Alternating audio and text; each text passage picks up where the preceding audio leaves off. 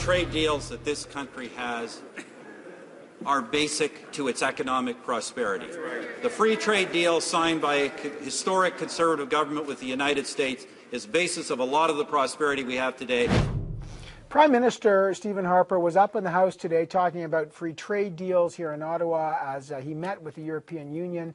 And that's going down to the wire, that very big trade deal. It was interesting to watch Stephen Harper today in the House, by the way. He took many questions from some backbenchers, not just from the leaders, to talk about trade. The EU trade deal is one of the centerpieces of the Fed's shift away from a U.S.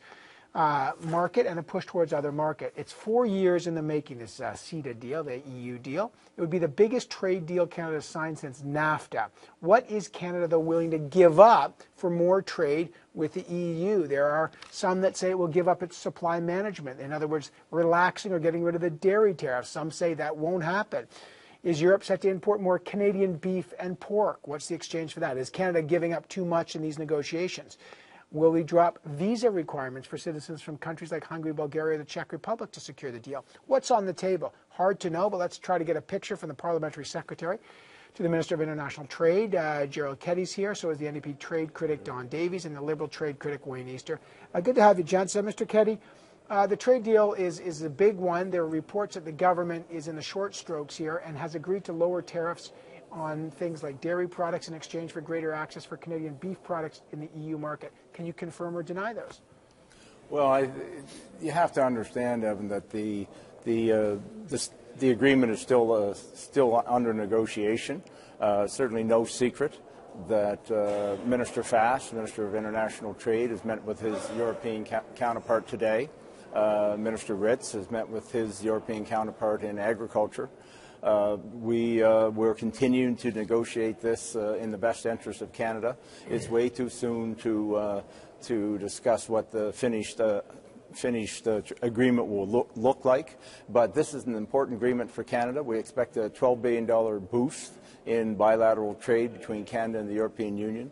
We're looking for probably somewhere in the neighborhood of 80,000 jobs to be generated from this agreement. It's a new third-generation agreement that will reap enormous benefit for Canada. So just before I get to the other MPs, let me ask you this then. If you can't say what's in it, what's off the table? Will the government change quota requirements, supply management, in terms of dairy? On that particular issue, it was asked about a lot in the House today.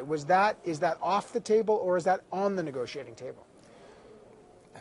Evan, we've been very clear on supply management. I think the Prime Minister was crystal clear today in the House of Commons. You know, our position, you can compare it to the NDP or the Liberals. You know, the NDP had a 26-page election platform, never mentioned supply management once. The Liberals have their leadership candidate, one of the front runners, who was saying she'd get rid of supply management. The reality is we signed free trade agreements with 9 countries, and it has not affected supply management in any of them. We have been staunch defenders of supply management. So you're saying it's off, just to get clear, it's off the table? I didn't quite hear you, I'm sorry. So it's off the table then. It's not, that's not part of an agreement. It's not going to be I'm saying that if you look at the record, and we're talking about the record here, we've done a good job defending supply management. And don't ask the politicians, don't ask me or my counterparts in the House of Commons, ask the dairy sector themselves. Evan, what you're seeing is conservative clarity. Of supply management. All right, Don Davies, your concern about this trade deal and what you're hearing now. Well, first and foremost is the complete lack of transparency and accountability. This is the most secret negotiations that I've ever seen. You know, the European Parliament gets regular briefings from the European Commission and the European Trade Committee about the progress of the talks, what's on the table, what's not. We as parliamentarians don't see anything. The only information we get are leaked documents from the European negotiators. You just heard this say, this government wants to manipulate the information so tightly, they want to spin it so that they can control the information people have without ever telling what's in or not. Now, you know what? There's no reason that Canadian taxpayers can't get reports from this government about the progress of the talks, what's on the table, what's off the table. This is an agreement that we're going to see at the end of the day anyway. So from a process point of view, this is completely unacceptable. from leaked documents, there's a number of concerns. There's concerns about supply management. Despite what Mr. Keddy said, I met with the dairy sector this week. They're concerned that the government is going to increase over-quota cheese into this country, which will hurt dairy farmers, cheese producers, and all of the associated businesses in rural Canada. There's concerns about public procurement and whether or not cities will have the ability to pass local economic development plans to create local jobs. There's the risk that we could drive up the cost of generic drugs in this country by up to $3 billion. And the government's changed their mind. First they said, no, it won't rise, the cost won't rise of prescription drugs. Now we find out that, well, maybe it will. They said that supply management will be protected. Now we hear from leaked documents that cheese is on the table. So it'd be nice if we got some real transparency from this government, and Canadian taxpayers deserve it. All right. What's your sense of this, Wayne? There's a couple of issues that have been on the table. What you're hearing from Mr. Keddy, I mean, obviously, a lot of these issues, and you know that, they do get negotiated behind closed doors. Absolutely. Should it be more transparent, though? What issues are you concerned about here? One of the problems with the process is the extreme amount of secrecy, and we're not seeing that on the other side of the negotiations. As Don said, the European parliamentarians are being briefed on the issues, and that's what we need to happen here. The problem you're going to have is when this deal is finally done, it's going to be basically an up or down vote in the House of Commons, where, you know, if we knew where the cost factors are going to be on Canadians, the impacts on Canadians, we might be able to leverage to change some of those points. Clearly, there's three major areas of concern. Don mentioned them, but we're clearly hearing from them. I submit there will be an increased cost of drugs to Canadians. The government's own documents, although they won't admit it, are saying there will be a cost of between $900 million and $1.9 billion. That'll impact our healthcare system. It'll impact costs on individuals. That is one thing we're pretty confident is going to happen. And I do think there will be an increase in dairy quota coming into the country for cheeses, etc. Well, let's put that straight to Mr. Keddy. So we need to be concerned. Mr. Keddy, let's. I mean, I know you say you can't open up the details of this. Okay. You know, I can't force you to do that, but I can ask you, can you rule it out? Will the cost of prescription drugs rise for Canadians if and when this deal is signed? Evan, obviously we're not going to discuss the details of the trade agreement here this evening. I want to... That's not a detail. I mean, you could say, I mean, if it's not in there, you could say no.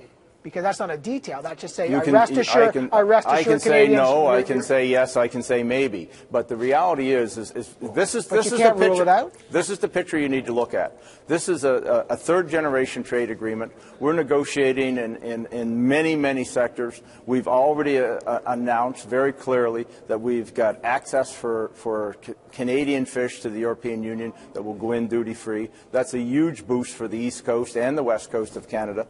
But I get that. But how come you can tell us about fish but not about prescription drugs? Exactly. Well, because what's happening here, and here's the example. We're negotiating 98% of our tariff lines with the European Union. This is a huge negotiation. If you compare that to the NAFTA negotiations, we negotiated 29% of our tariff lines under NAFTA. No comparison. So it's way too soon to speculate of what may be or what may not be in this agreement. What we do know is that this is a very, very important market, 500 million consumers.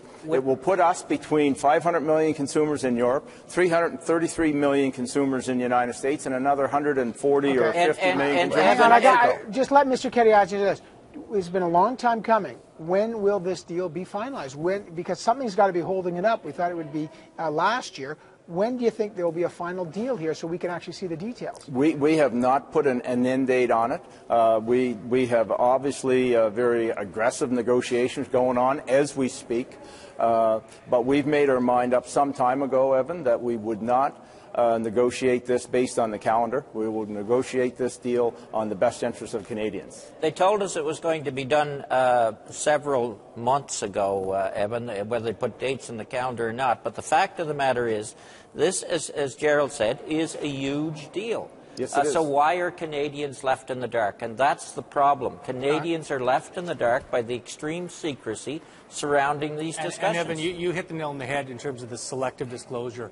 The Conservatives only want to talk about issues that they think are favourable while negating or denying or ignoring the many issues that will be of serious cost. You just heard Gerald do it. He'll talk about fish, but he won't talk about dairy. And that's because that's a manipulative way to deal with an issue that's going to have ramifications. Don, you were a union negotiator. Did you ever negotiate in public? We always gave updates to our members, periodically through negotiations, to tell them how the progress was. There's another issue, and who's being regularly there is briefed another on these issue on fish, Gerald, that hasn't been mentioned, and I would ask Gerald I got to this. cut it off here. Sorry, I'll give you 10 seconds to ask that question real quick. Okay, the question is this.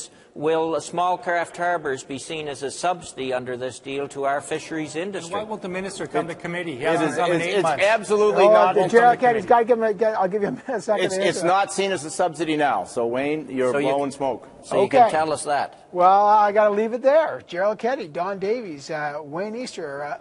Come on back. We'll continue this discussion. Always good to have the three of you on the program. Thanks.